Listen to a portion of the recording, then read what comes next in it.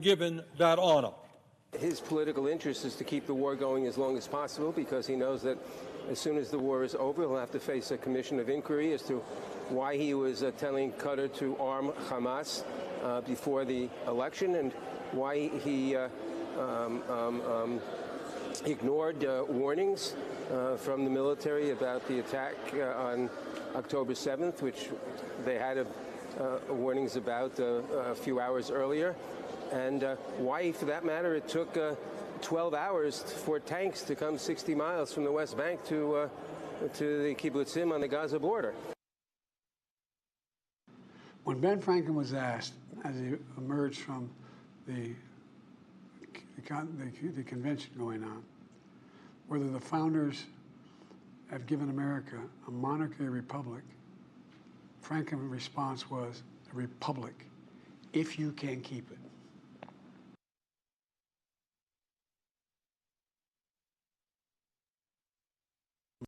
Monarchy or republic, Franklin's response was, a republic, if you can keep it.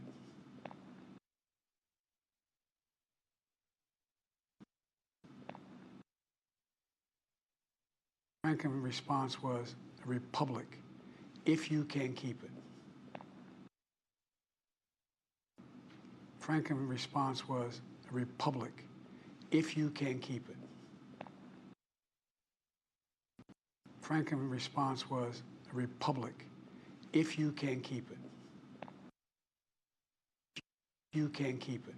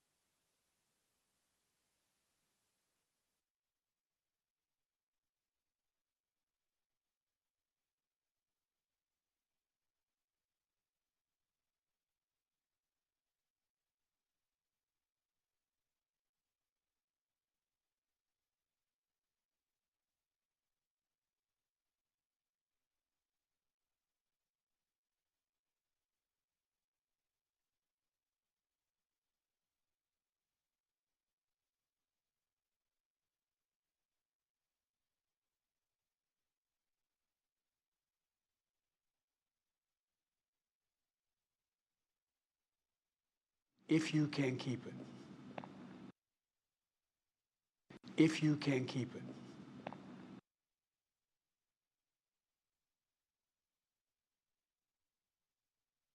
To the best. 12 hours for tanks to come 60 miles from the West Bank to the kibbutzim on the Gaza border.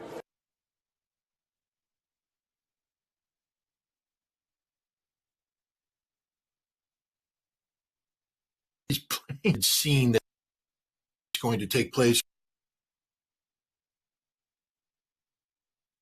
He's playing to a paid audience. He's paid these people to sit in their seats and cheer him.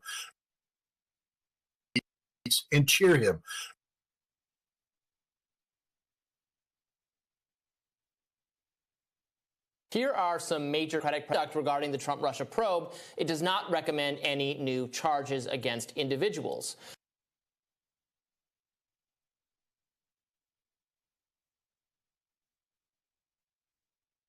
Hello? Can you hear me?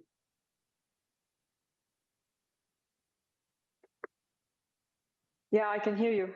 I just need to double with the connection. If it's not stable, I can move shift to another connection.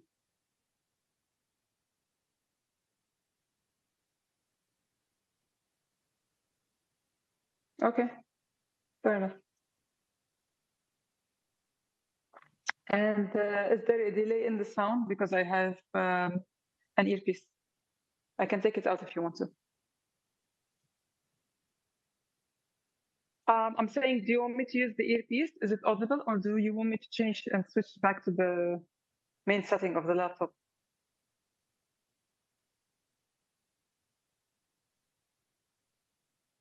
Yeah. Okay, so there's no echo, no problems, right?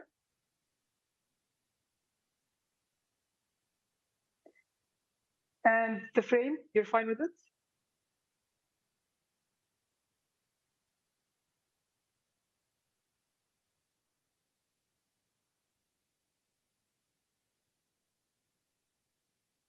Okay, perfect. So I know the spot. I just need to take out Cuba because you guys have a problem with Cuba.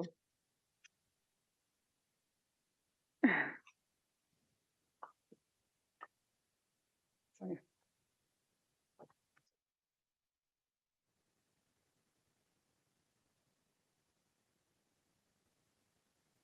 Hello, Jose. Can you hear me?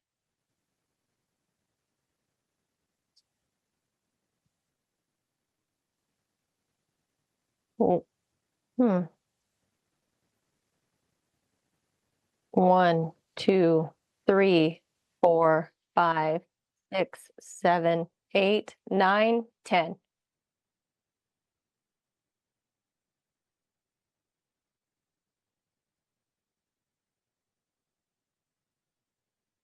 Thank you.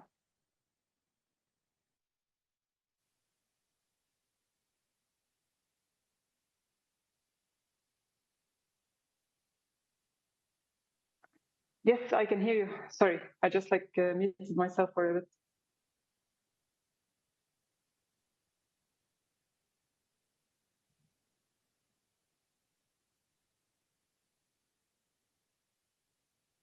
Sure.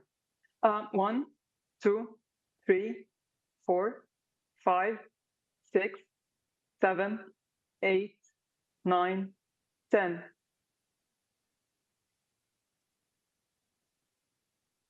Perfect. Okay.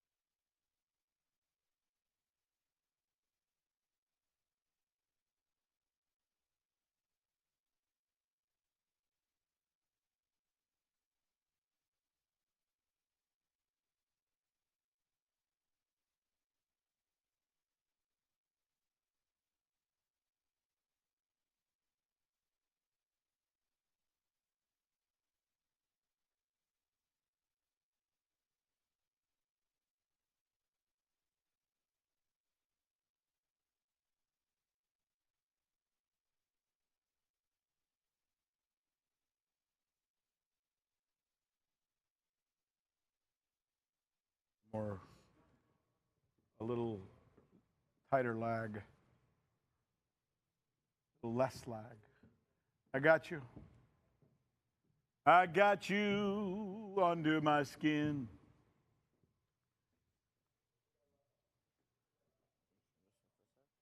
I got you deep in the heart of me. So deep, so deep, so deep that you're now a part of me. All right, let's. All right.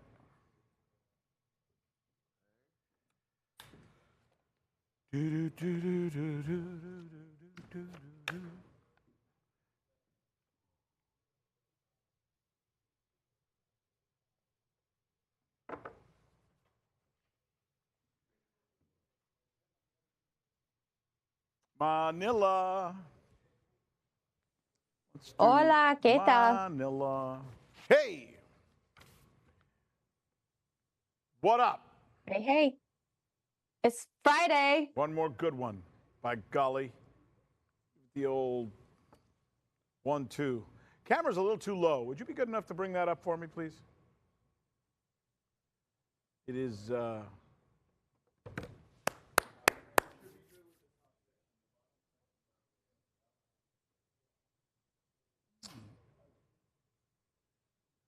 Oh, thank you. That'll help. Take at least a couple of weeks off my age. The selfie shot. There you go. Manilita.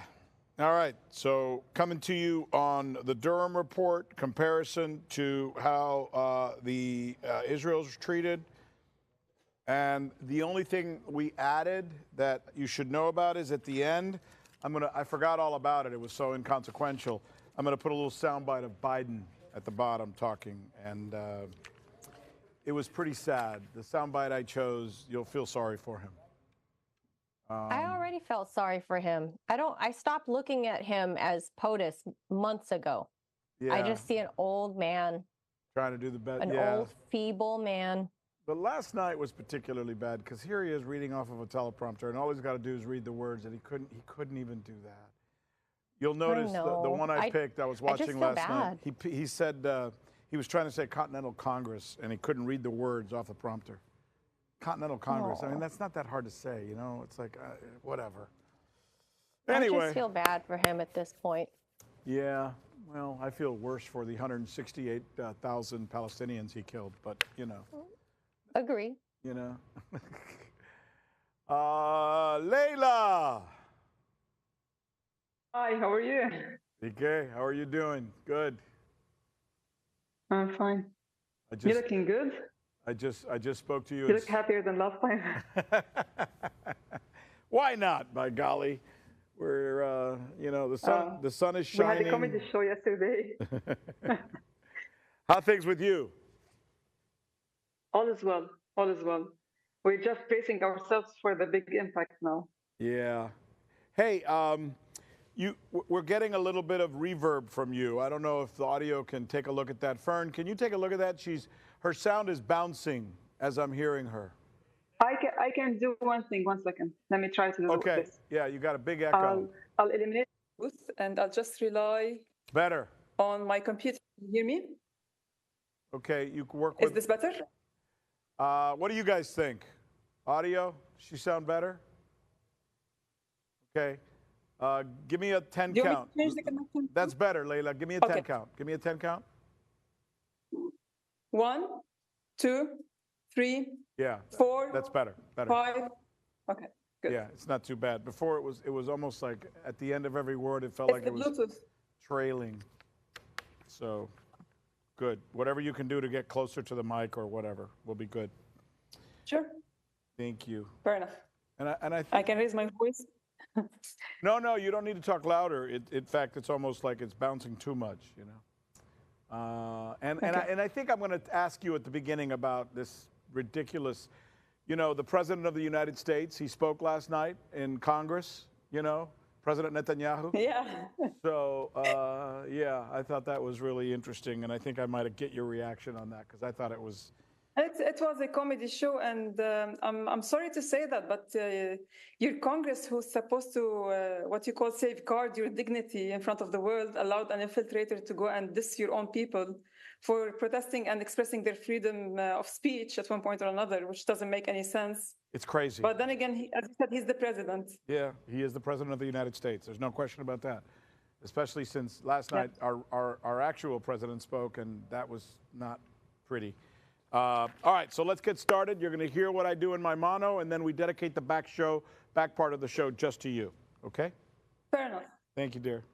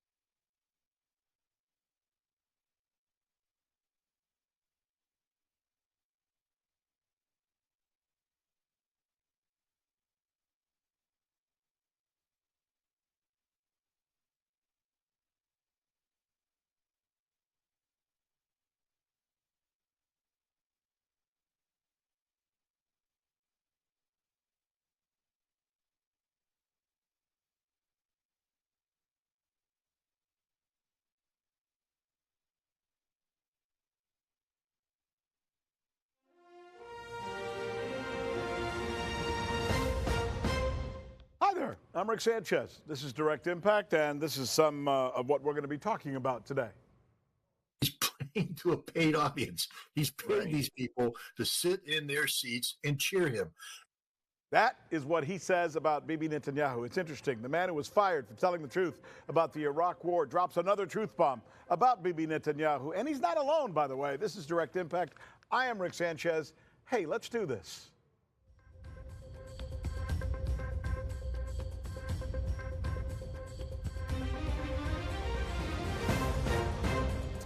So I was thinking this morning about what we were going to talk about, and I want to talk about something that you probably don't know much about. So let me just ask you, do you know what the Durham Report is? The Durham Report. You probably don't know. You're probably shaking your head right now knowing what is the Durham Report, right? Why would you? When the media probably gave it about 2 minutes worth of coverage, even though they gave the Russiagate story about 2 years worth of nonstop coverage. So here it is. John Durham is this guy who was a prosecutor, very well-known, successful prosecutor, who was assigned the job of finding out if Russia actually did interfere, which would be serious, with U.S. politics, right? And about a year ago, he finally put out his report that essentially detailed how the whole damn thing was a lie. Here are some major takeaways from the report. So Durham finds that, one, the FBI didn't have sufficient information to open the case investigating Trump's alleged ties to Russia. The Bureau relied on raw, unanalyzed, uncorroborated intelligence. Durham also criticizes the FBI's inability to corroborate any of the infamous Steele dossier, which contained a series of salacious allegations about Trump and his possible ties to Russia. The FBI operated with bias and different standards between Trump and 2016 Democratic presidential nominee Hillary Clinton. And finally, even though the report offers a scathing rebuke of the FBI's conduct regarding the Trump-Russia probe, it does not recommend any new charges against individuals. So there you have it. After essentially demonizing an entire country, Russia, for doing something they did not do. As you just heard, those are my words, right? That's on the Hill as they report the story the day it came out. Something they did not do, interfering in U.S. politics. This report comes out and essentially says, oops, sorry, it was all fake. It was a fake accusation, fake investigation, essentially a fake news story. But it was pushed by the Hillary Clinton team, her advisors, who apparently were mad that she lost the election. I would be too, I get it. And they also have a reputation of being very anti-Russia before they lost the election. So this is a perfect opportunity to make up this story that works so well for them, right? They get to make up a lie about Russia while at the same time they're trying to make Trump look bad, right? That story, that one about Russia, Trump, and interference caused in I know it's an old story, but trust me, there's a reason I'm telling you this today. So the story is about Trump and interference and the media, the Democrats, the corporate military establishment, and the neocons had to create this story to put it in the collective minds of Americans. And in the meantime, they go crazy with the story. They seem to be enjoying it. They went down this completely nonsensical rabbit hole, which was based on the following narrative, okay? Now, this is what we're talking about. How dare any country, no less Russia, interfere in America, interfere in our politics, and tell us who we can vote for or what we can do. Now, the reason I'm telling you that story is here is the double standard. All our enemies should know this. Those who attack Israel will pay a very heavy price. That's what total victory means, and we will settle for nothing less. Talk about interfering and influencing America.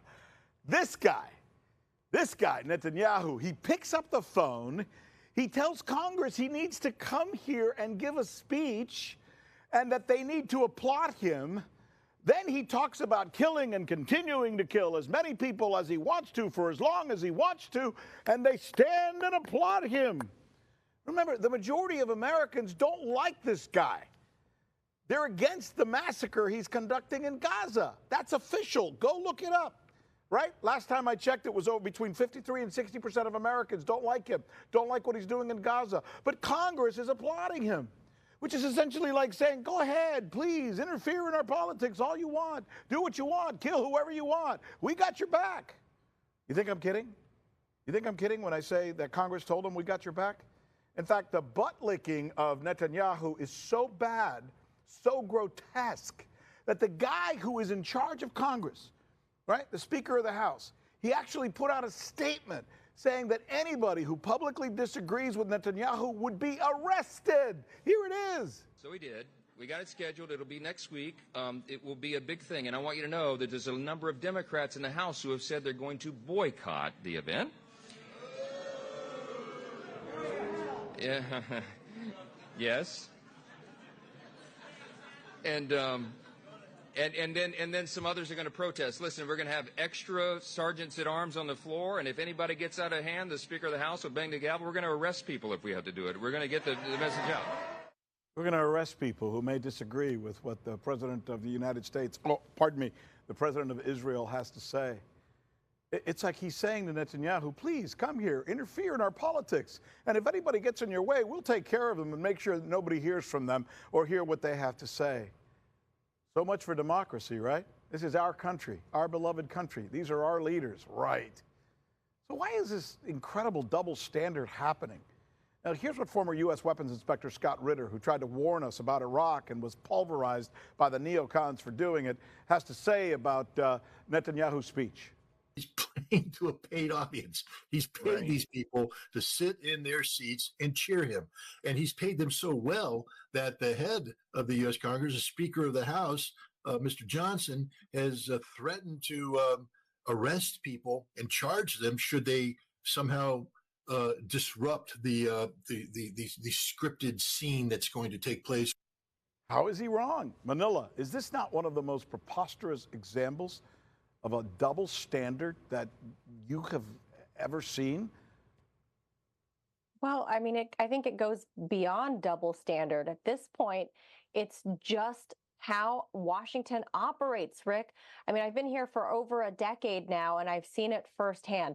And I think more recently, we can attribute the new information that's been brought to light to Congressman Thomas Massie of Kentucky when he was interviewed by Tucker Carlson on his on Carlson's independent network, when he revealed that every member of Congress, except him, so 434 members of Congress, have individual AIPAC handlers. Now, AIPAC, of course, is the largest lobbying group for Israel in particular. It's a joint American-Israeli lobbying group that does not have to register under FARA.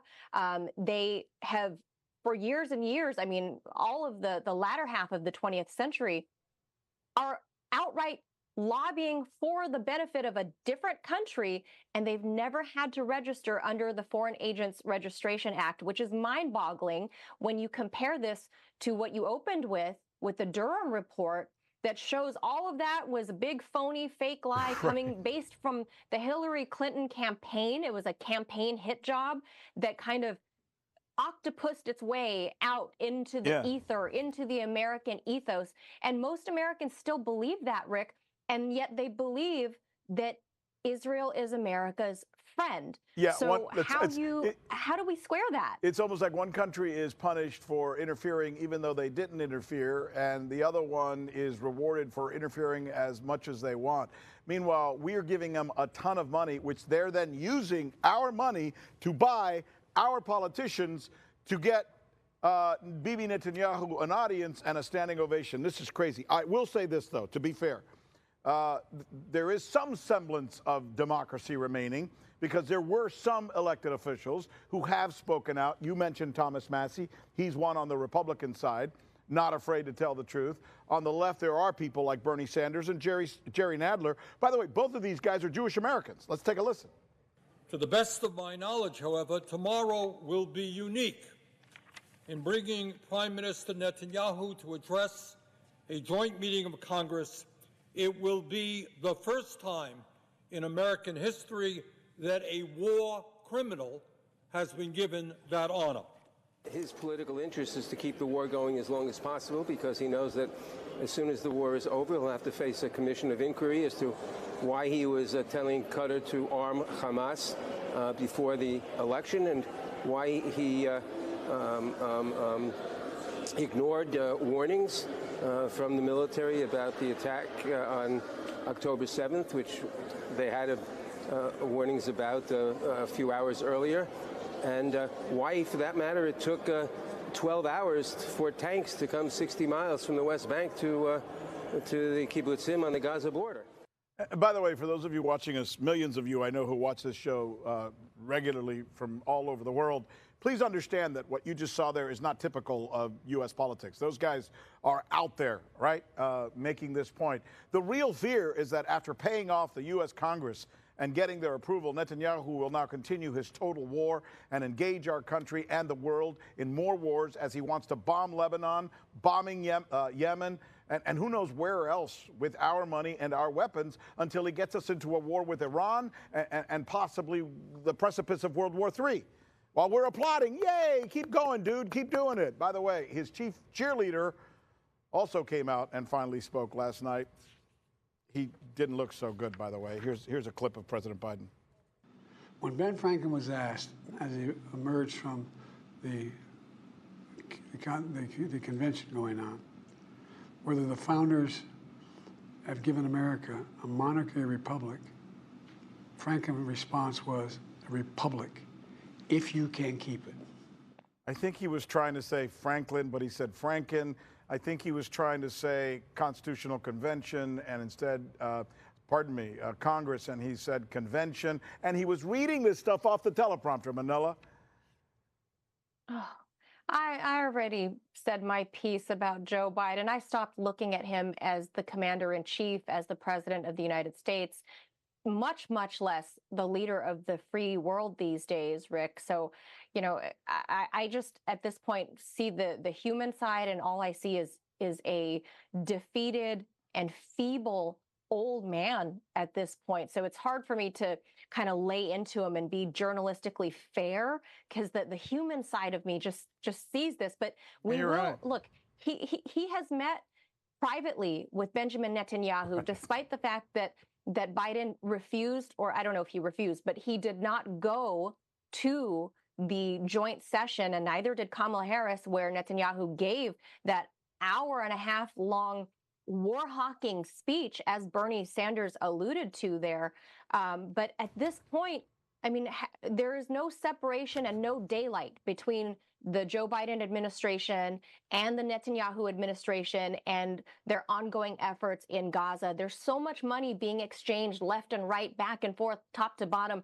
There's no more extracting the two. The two countries are the U.S. and Israel are marching lockstep in all the atrocities that we're witnessing in Gaza. And it all has to do with money, Rick, all of it. Yeah. And what a picture. The real president of the United States looking like he's in the critical care unit of an old folks home, while the real president of the United States is giving a speech in Congress and getting a round of applause for it. It's just a weird time to live in this world. When we come back, thanks, Manila. When we come back, let's talk a little more about that. Those optics that I just described, right? We're going to discuss Lebanon as well with the journalist and political commentator Leila Hatoum, who is one of the most prolific and courageous voices that's coming out of the region these days. She's going to join us here in just a little bit. Don't go away.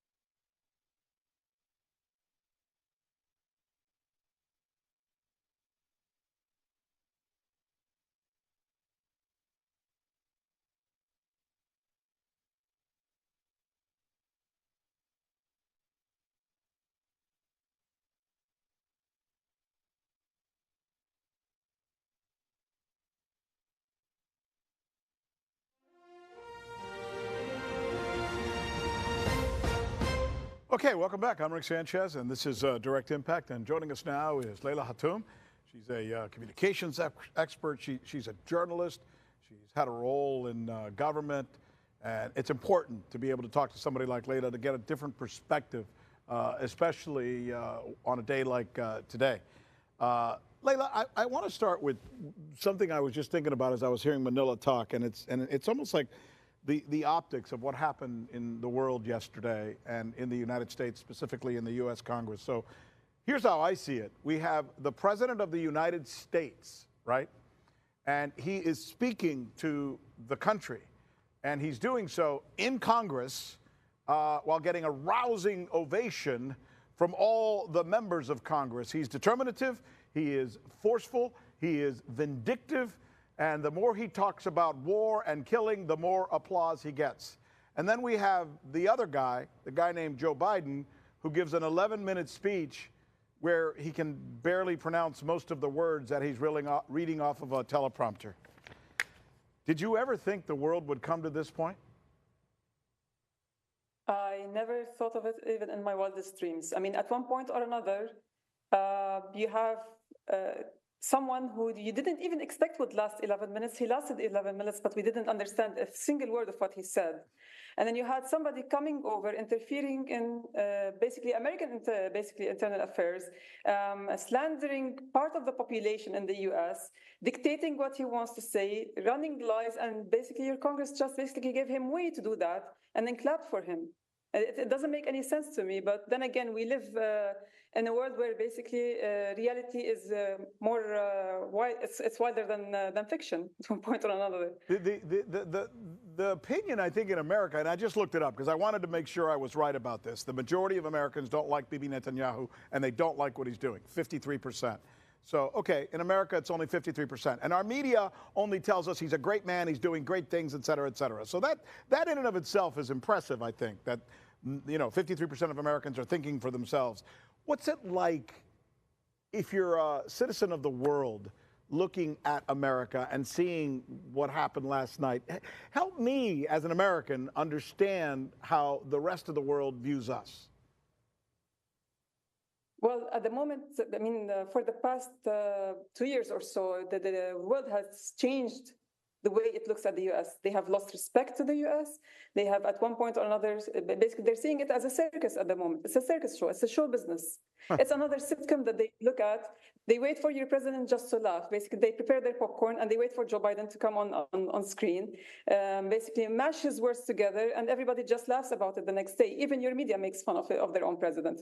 And then basically, you bring the circus over to the Congress. I mean, you saw yesterday what you call the actual president of the United States, Bibi Netanyahu, and his last name is Milyakowski, by the way. It's not Netanyahu, but he changed it just to fit the region over here in the Levant. He brought his own circus with him.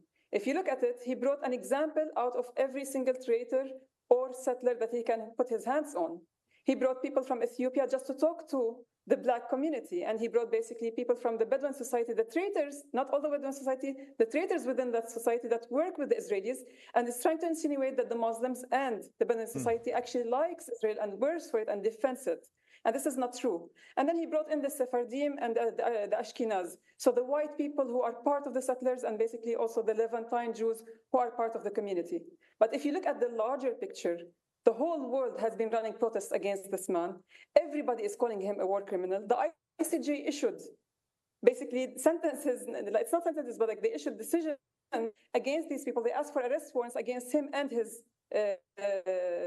generals, army generals, and they've called it by its name. For the first time, an international court dares to say that the Israelis are committing genocide against the Palestinians. The only delusional ones are the Congress, and they do it on purpose because they get paid by AIPAC, as you said, and the American population, who are, part of them are oblivious because of what the media shows them. How far? And the other part that's actually protecting the genocide are being attacked by the Israelis, including Benjamin Netanyahu. How far will this blind and crazy support that my government officials, not my country is a great country and its people are great people, but the people in Washington who are all on the take and are corrupt are making these decisions. I just want to make sure we're straight about that. How far do you fear that they will go in their collusion and their support of Bibi Netanyahu? Because it seems to be when he's done killing Palestinians and there's no Palestinians left to kill, he's going to then move to Yemen, and he's going to move to, obviously, the situation with Lebanon. And who knows how long before we're in a full-out war with Iran. I mean, and this is not me saying this. This is a lot of geopolitical minds who have come together and said they're very concerned about this.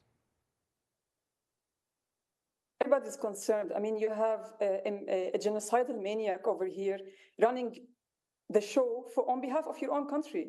And your president is not stopping him. The Congress is not stopping him. It's up to the honest people of the United States to stop him by basically voting right. And the idea is that the media is not showing them the whole picture. That's the sad part. So the population who are now aware and they're basically going on protests, what they're doing is trying to tell the rest of the Americans that there's a genocide happening over here. We are possibly knocking on the doors of a World War III that starts from the Levant because of this man that our Congress brought over here. Now, until when your own population will continue to accept that your politicians drag them by the nose and from one war to another, from Iraq all the way until now, and lie about the reasons why they're going into that war, I don't know. You have to tell me. I mean, those are your people. At the end of the day, actually, it's not about my people, Leila. It's about my colleagues in the media. As you probably know, I'm sure you looked me up. I was the anchor at CNN and was fired for being critical of the thing that we're talking about now because I told the truth. I worked at Fox News. I worked at NBC. I've even worked at Univision and Hispanic television, and I've learned that now more than ever, the members of the media, even down to the, not just the editors, but the actual talking heads, are in collusion with the forces who are bringing these things about, the ones who want us to start a big war with Russia for some reason. Of course, I mean, like, think about it this way. You've done your baptism of fire by basically working with all these entities, and you know them from inside out, right? You know how they operate, you know the agendas. The sad part is that they play the zoom in, zoom out game. Whenever they want to show you that basically Bibi Netanyahu had a successful speech at the Congress, they will only show you part of the Congress that's clapping for him. Rarely do they show you basically the ones that are disgruntled with him and they don't want him. And the sad part is that the media is also playing the other game. They're claiming that Democrats have walked out or they basically boycotted this session, right? And I was in a discussion with another media outlet and I had to explain to them that the Democrats didn't go into or basically to that speech, not because they are against the genocide, but because they hate Bibi Netanyahu. The Democrats have been trying to replace Bibi Netanyahu with Benny Gantz, who's basically the former minister of foreign in the Israeli entity. The only ones who actually care about this genocide for it to stop are Rashida Tlaib, who actually held a pamphlet saying, "You're a war criminal, you're committing genocide," and basically Bernie Sanders, who had called him a war criminal openly. And this guy basically is a Jewish representative of the people in the Congress, and he actually called Bibi Netanyahu that. Others, they didn't say anything. Actually, most of them actually voted for giving arms and funding for the Israelis at one point or another to support them with this ongoing genocide. What about the Gulf states and the Arab world? What about the Saudi Arabias and the Qatars and the Jordans and the Egypts and Lebanon? I mean, are those leaders, are those countries doing enough to push back? I almost get the sense that they're not, but I'm not an expert. I leave it to you. All right. So as you know, basically, there are Arab countries that have normalized ties with the Israelis. That includes some of the GCC countries, not all of them. The United Arab Emirates, for example, they have great ties with the Israelis. Bahrain as well. Saudi Arabia, until now, they refuse to normalize ties until the Israelis agree to a two-state solution. That was their stipulation. Once you agree to that, we will normalize ties with you, which means basically, in principle, they have no problem with normalizing ties with the Israelis, but so long that the Palestinians get their own state as well. When it comes to Lebanon, I have to tell you, I mean, it's one of the very few countries in the region that's fighting on behalf of everybody else, because the Israelis continue to occupy Lebanese territories, and we have a resistance that's very well armed, very well trained, and the Israelis fear it. And that's basically, it's not only Hezbollah, but we also have 6 factions under the umbrella of the resistance that include basically Harakat Amal, the Social Nationalists, the SSMP, and others. So when it comes to Lebanon, it's doing its part. It's fighting, it's supporting the Palestinians, and trying to pressure the Israeli military to stop its war when it comes to Gaza. The Americans and the Israelis have sent a mediator to Lebanon to actually try to convince the Lebanese to stop fighting on behalf of the Palestinians. And the Lebanese said, until there's a ceasefire in Gaza, we're not going to stop that front. And until now, the Israelis and the Americans are trying to pressure Lebanon over that. When it comes to other countries, I mean, Yemen is doing a phenomenal job. I mean, they have the least armed army in the region, and they're doing something that nobody else could. They stood in the face of the Israelis. They actually managed to send all the way and hit Tel Aviv in the heart. They managed to kill an Israeli sniper who was killing people in Gaza at one point or another. And basically, they're doing all they can. The Iraqis as well. The Palestinians, I mean, they're not that well armed, and they're manufacturing their own weapons from inside Gaza that has been under siege for the past 15 years. And they're still basically making do. But when it comes to the Gulf states, Arab states in general, and Muslim states, 57 of them, they're doing nothing. Yeah. Silence. Yeah. And that's the sad part. Nothing, silence, and that's a sad point. Well said. Layla, thank you so much. We appreciate your time. I look forward to talking to you again. You're a great person to talk to. You have a very important voice that needs to be heard, and my appreciation to you. Thank you so much for your time, and thank you for your, basically, for hosting me. No, thank you. Thanks to our show. So much thanks to all of you. Remember to always look outside your own box. Truths, as we like to say, they don't live in boxes. You got to ask, you got to look, you got to find. I'm Rick Sanchez, and we'll be looking for you next time.